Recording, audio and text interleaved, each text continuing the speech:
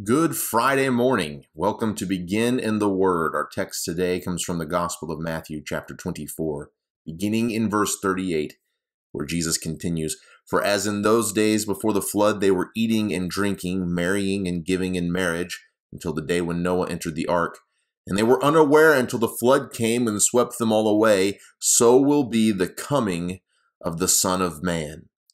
Then two men will be in the field, one will be taken, and one left. Two women will be grinding at the mill, one will be taken, and one left. Therefore stay awake, for you do not know on what day your Lord is coming. But know this, that if the master of the house had known in what part of the night the thief was coming, he would have stayed awake, would not have let his house be broken into. Therefore you also must be ready, for the Son of Man is coming at an hour you do not expect." Let's look at a pop quiz, which will contain verses that we've been looking at over the last few days, and then a bonus question that we'll answer today during the course of the material today. And we'll come back and give the answers to these questions at the end of our video. Question number one, these are all fill in the blank. The disciples asked this question: when will blank be? And what will be the sign of blank and of the blank? It's a fill in the blank question on number one. In fact, you can have an open Bible if you want to go back. I won't tell you the verse number, but you can go back and look earlier in the chapter if you want to be looking this up.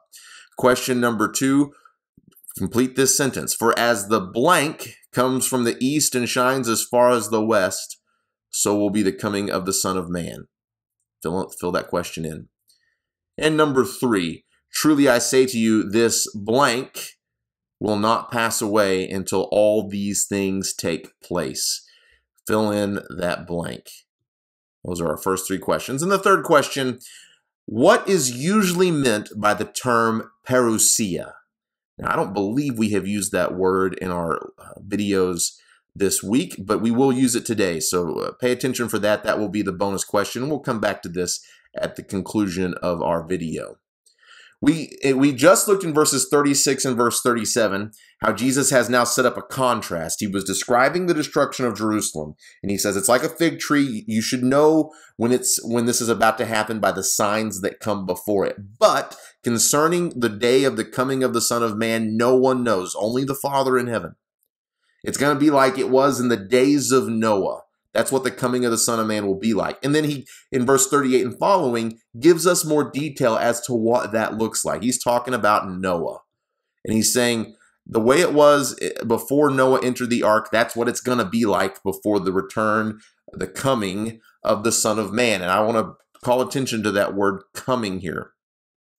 It is used several times in this chapter. It's usually the word parousia. It's the Greek word or some variation of the Greek word parousia. And that word, it means to appear, to be present, to return is usually the connotation that we put with that, the return of Christ, the coming of the Son of Man. It's used several times in the New Testament in almost that technical way. In fact, back in the days of Jesus, that was a word that was sometimes used when a king or an emperor or some royal official was coming to town.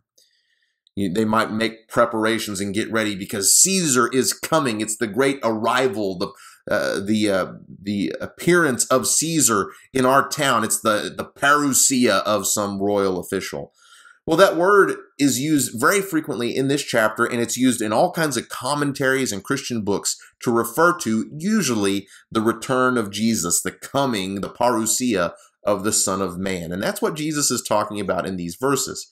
Now, he says back in verse 38, as in those days before the flood. Now, what was it like before the flood? Because he says the way it was for them, it's going to be very similar for us. Well, they were eating, they were drinking, they were marrying, they were being given in marriage. In other words, they were living their lives.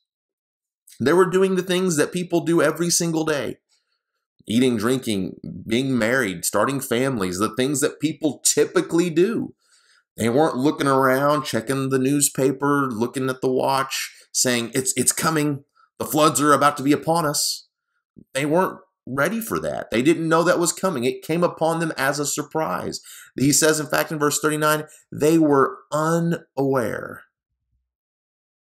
They were unaware. Now, should they have been unaware? I suspect they shouldn't have been. I suspect if they had been paying attention to Noah, they would have been very aware of what was coming. But Jesus says they were unaware until the flood came, and it was too late. They were swept away. And he says it's going to be like that with the return of the Son of Man. People are just going to be living their lives, doing normal things. So when is Jesus going to return? I don't know. I don't know what the signs will be. I mean, when the floods came, people were eating, drinking, and starting families. And if you look at things today, people are eating, drinking, starting families. They're carrying on with their lives. And it's going to be just a normal day, normal activities that people are engaging in when the Son of Man returns. He says, 2 men will be out in the field. One will be taken, and another left. He's just describing a day-to-day activity. You got 2 men out doing their job. Just be another day of work, just like any other day, when the Son of Man returns. Now, one will be taken, and another is left. In other words, there will be some that will be among the elect of the Messiah, those who are saved, and there will be those who are lost. But they'll be both out carrying about their regular business when the Son of Man returns. There will be 2 women grinding at the mill. Just another way of saying they'll be taking care of their regular chores, regular activities that they would be doing on any other day. It's just another day in the office. One will be taken and another is left. So given that life will be going on as normal when the Son of Man returns, how are we to respond to that truth? And that's why he says, verse 34, verse 42 rather, therefore. Therefore, there's an old saying that you hear preachers and teachers of the Bible use. They'll say, whenever you see the word therefore, you have to ask, what is it there for? And so he says, therefore, in verse 42, what he is saying is, given the fact that the Son of Man will return at a time when you're not expecting it, it'll be a surprise. It will be just an average day. Since that is the way it's going to be, therefore, in view of that, here's how I want you to live. Stay awake. Stay awake. You do not know on what day your Lord is coming. We don't know. Jesus says that we can't know. There's not going to be some grand sign that says he's coming next Tuesday at 4:30. That's not how it's going to be. So he says you got to stay awake. They were unaware in the days of Noah. Don't let that be you. Stay awake. Will there be people unaware when the Lord returns? Yeah. Should they be? No. If they were listening to the words of Jesus, they wouldn't be. But because, like in the days of Noah, they were not occupied with the things of God, they will be unaware. And so Jesus warns us, stay awake. And he gives us this short little parable to illustrate the point. He says, know this. This is an obvious truth. If the master of the house had known what part of night the thief was coming, he would have, again, that phrase here, stayed awake. He would not let his house be broken into. If we knew that Jesus was going to return on December 17th, 2021, we would make preparations for that event. Just like if the master of the house knew that a thief was going to break in at a certain time, he would have stayed awake. He wouldn't have let that happen. That's kind of an obvious statement. Well, given that truth, shouldn't we behave very similar, in a very similar way, since the Lord is coming at an hour we do not expect? What is the sign of your coming? The disciples ask. Jesus says there isn't one. So stay awake. Be ready. Therefore, verse 44, you must also be ready. For the Son of Man is coming at an hour you do not expect. This week, this weekend, next week, as you're engaging in your day-to-day activities and you think, should I do A, B, or C? I've got options. Maybe some of those options involve doing something that serves and glorifies God. Maybe those other options contain sinful activities, engaging in activities, going to places, hanging out with people that you shouldn't be hanging out, or watching something on television that you probably shouldn't be watching. And you think about all the choices you have to make. Think of this. Would you like the Lord to return in the midst of you performing that activity? In the middle of you doing that sinful thing? Would you like the Lord to return while you are paying attention to your own selfish lusts? Of course not. No one would. And that's the point. We don't know when the Lord is returning, so we must live every day, every moment, with the expectation that it could be today. It could be right now.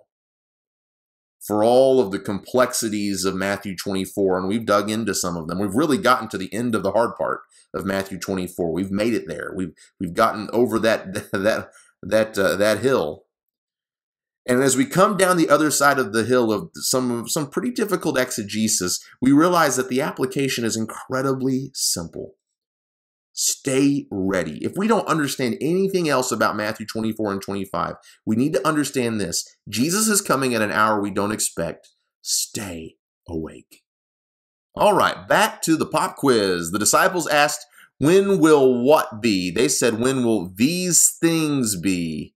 I'm not going to write the whole thing because it's kind of hard for me to write with my trackpad here, but these things, when will these things be? What will be the sign of your coming and of the end of the age? What will be the sign of your coming and of the end of the age? We have repeated that verse so many times in these videos.